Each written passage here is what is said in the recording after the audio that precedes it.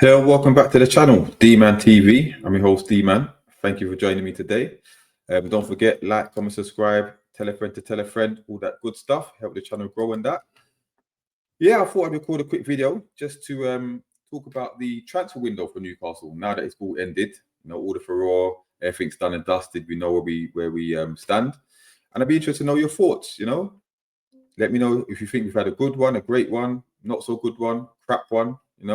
All opinions are welcome. Rate it out of 10, where we could have gone better, what you're impressed with, all of that. So yeah, let's get into it. Begin end of last season, things were looking positive. We qualified for the Champions League. Eddie's come out and said we've got money to spend. We're going to be aggressive in the market. So it left a bit of optimism in the fan base, shall we say. Thought we're going to have a good transfer window, keep our stars, build on what we've got, and attack the next season with the Champions League to come, and maybe no more success, more silverware.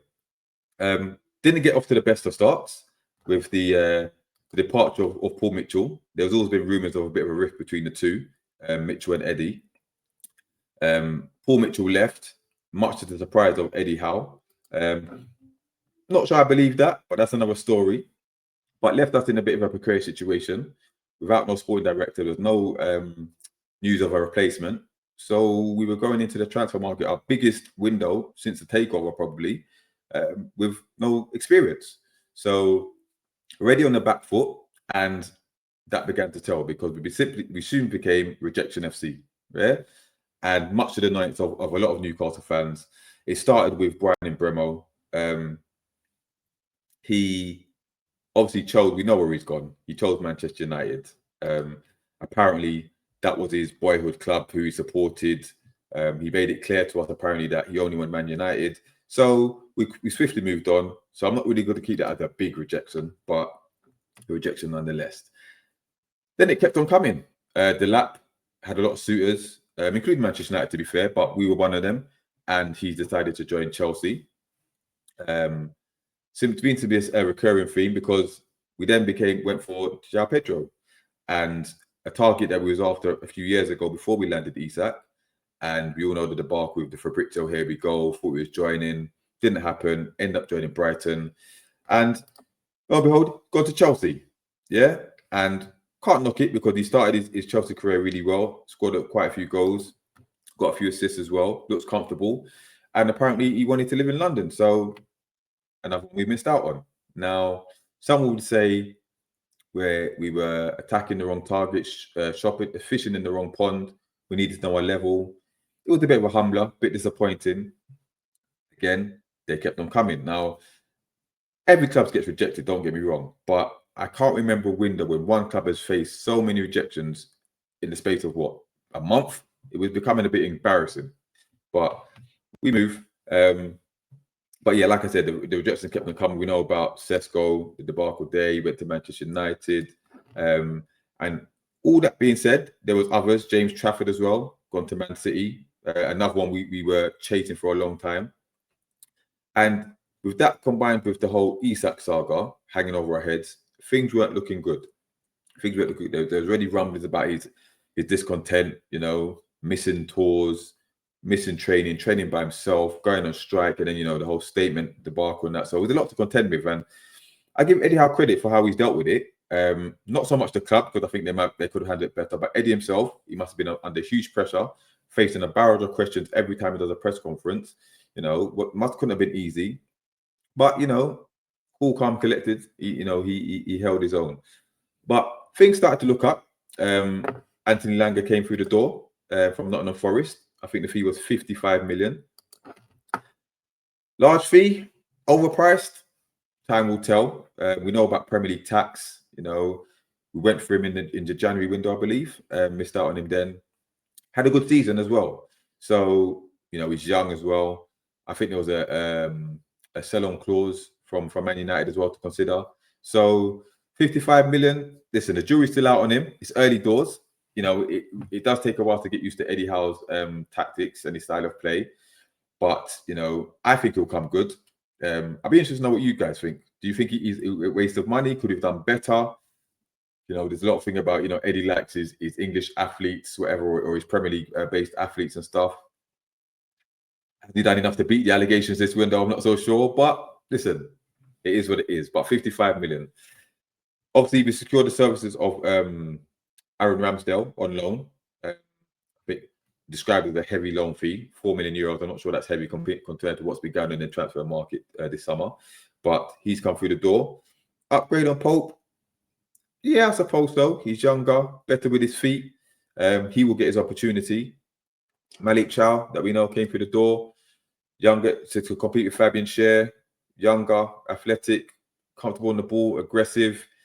Good defender that we were linked to. If you listen to my podcast, 90s Mags, that I do with my co-host, we were screaming about Malik Chow when we were linked to Mark Gahey last summer. Had to get him at a bit more expensive price than we could have got last summer, but he's through the door now, and I think another good purchase. And they kept on coming. Obviously, Jacob Ramsey signs as well. I think it's a good buy. Dubious injury record, we know. We captured that form that he did a couple of seasons ago.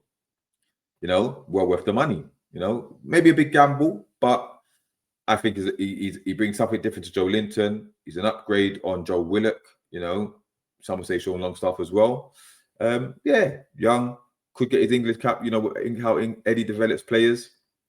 But yeah, then we had the whole Isak saga, right? Because we know where he's gone now. He's now a Liverpool player, and seems strange seeing him in a Liverpool kit.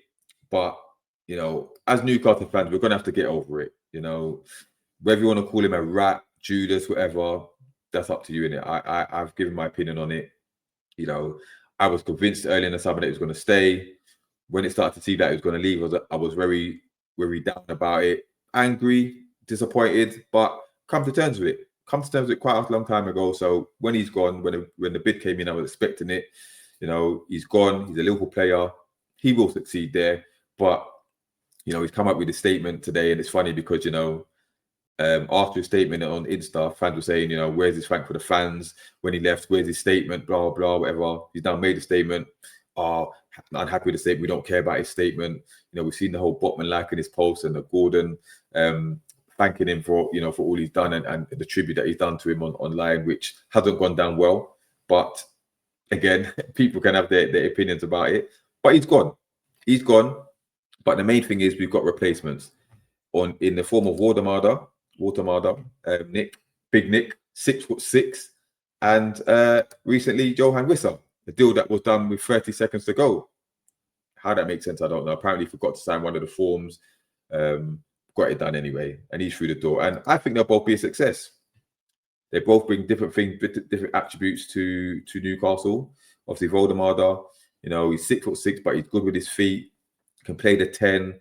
I think he will link up well with the likes of Gordon and Langa playing off him. Scores goals as well. And you've got Visser, who's taken a number 9 shirt. He seems gassed about it. He's happy to be here. He can play on the shoulder defender. He can drop deep. He's pacey, athletic. Have we overpaid for him? Again, yes, probably. Especially, he turns 29, I think, tomorrow. But Premier League experience, he scored same non-penalty goals as Isak last season, 19 goals.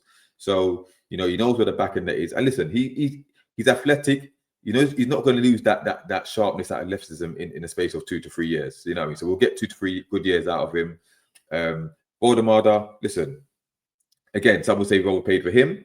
But I remind people, we overpaid for we were told we overpaid for the likes of Hall, Tino, Bruno for a little bit. Well, Tonali, definitely. Isak himself. And look at they've turned out. Gordon, all I'm saying, trust the process, innit? Trust the process. But yeah, you have to give credit to the board for, getting better at selling. Yeah, because we're known for being bad sellers, and we've made a lot of money this summer. Obviously, the Isak one has doubled our investment there. Got rid of the players that we needed to. Longstaff, Wilson, Miggy in January, Kelly in January, but we've got money for both of those. So we're slowly and surely getting better. And in terms of the transfer business that we've done, we've addressed the positions that we needed to address, and we probably upgraded, in each position. So in that respect, you can't really have too many gripes about it. Would I have liked to see more? Possibly. An attacking midfielder, a playmaker. We know Eddie Howe doesn't really play like that, but listen, great coaches adapt and evolve. So, you know, I think that would be the icing on the cake. You know, some will say Voldemort can play the 10, he can be the playmaker, but we need to be better at breaking down the low blocks, because we saw what happened with Leeds. That can't really happen. Yeah. And again, really, if we're going to challenge for the Champions League places this season, should I say, that's something that needs to be addressed. And also going into the Champions League now, there's no excuses. We've got the personnel now. Eddie needs to trust his squad. Yeah. Also change the style of play. We've got the players that can adapt and change the style of play. This swashbuckling style is not sustainable for a whole season, let alone away in the Champions League. So no excuses now. And if you think about it, we can field a first 11 all with Eddie Howe's bias. So he's got his squad now. This is Eddie Howe's squad. There's no excuses. He's done very well up to this point. Let's see what you can do from here. I am expecting a top 5 finish, challenging for top 4, a good Champions League run, you know, and maybe another trophy. Who knows? Who knows? I'll be interested to know what you guys think. How do you rate the window out of 10? I'd give it a strong 7.5. You know, do you think it's more than that, less than that? And how do we compare to our rivals? Because Chelsea have done good business, Arsenal's gone good business. They say Liverpool won the Champions League at the transfer window. Obviously, they took the big L with the Gahey saga, but they'll be happy with their business. You know, Tottenham done some good business as well. You know, where do you think that leaves us, and what are your expectations for the season? I'd be interested to know. So, as usual, like, comment, subscribe, all that good stuff. Tell a friend to tell a friend, and I see you next time. Peace.